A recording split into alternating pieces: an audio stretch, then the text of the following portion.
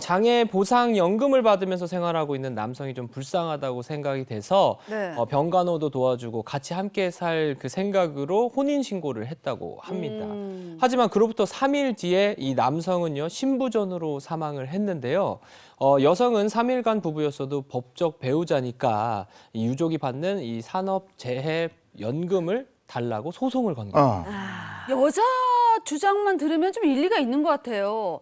부부로 살려고 했는데 3일 만에 사망했다 이거잖아요. 이런 얘기는 반드시 비하인드가 있습니다.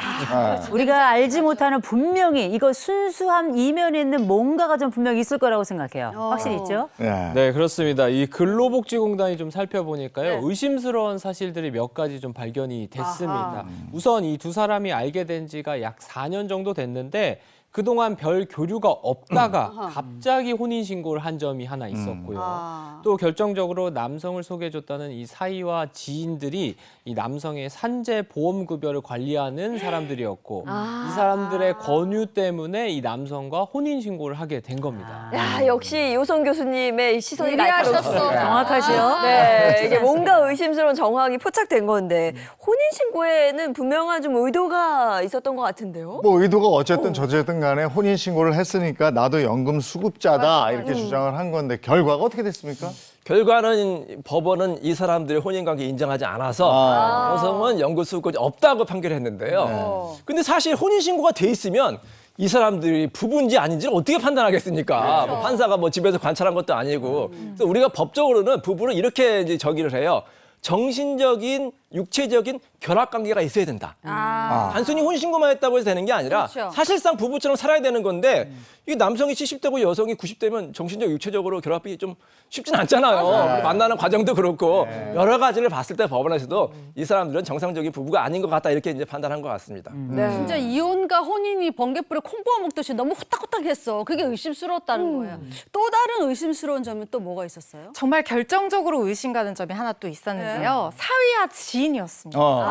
알고 봤더니 이 사위와 지인이 이전에도요. 산재보험급여를 받을 수 있으니까 이 사망한 남성이랑 결혼을 하는 게 어떻겠냐라고 다른 여성을 소개했던 전력이 있었다는 거예요. 재판부에서는 이런 것들로 미뤄봤을 때는 산재보험급여를 실질적으로 관리하던 이 사위와 지인 이들이 남성이 사망한 뒤에도 이 연금을 계속해서 이용할 목적으로 자신들이 아는 여성을 혼인시켜서 유족급여를 받을 수 있도록 그렇게 계획을 했을 가능성이 있다라고 본 거죠.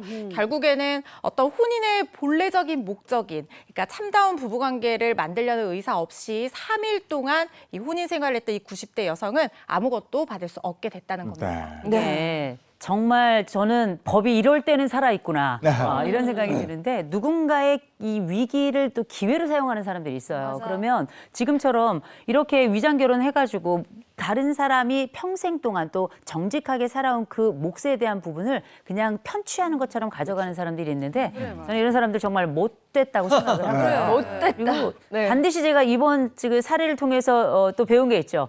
꼬리가 길면 잡힌다. 잡힌다. 2017년에는 더 황당한 사건이 있었는데 어떤 여성이 80대의 그 재력가인데 60억 재력가였거든요. 이 모든 재산을 1년 만에 다 자기 앞으로 가져간 그런 사건이 있었습니다. 자, 근데 이 80대 그 남성을 이제 간병하던 어떤 여성이 있었는데 60대 여성이었어요. 근데 이 남성의 이제 60억대 재력가니까 탐이 났던 것 같아요. 그래서 어떻게 이제 꼬드겨가지고 혼인신고를 했습니다. 혼인신고를 하자마자 이제 귀찮을 거 아닙니까? 1년 만에 이혼을 그냥 시킨 거예요. 이혼을 시켰는데 그 과정에서 전 재산을 자기 앞으로 증여도 하고 유언장도 자기 앞으로 한다는 유언장까지 쓴 거예요. 나중에 가족들이 이 사건을 알아서 얼마나 황당했겠습니까? 그래서 소송을 했거든요. 그래서 법원에서는 이 혼인관계 인정할 수 없다. 그래가지고 혼인도 무효고 이혼도 무효라고 해서 징역 7년을 선고받고 이 혼인도 다 무효해가지고 재산도 다 뺏긴 그런 사건이었는데 이런 사건들의 공통점이 있어요. 외로운 사람을 노리거든요.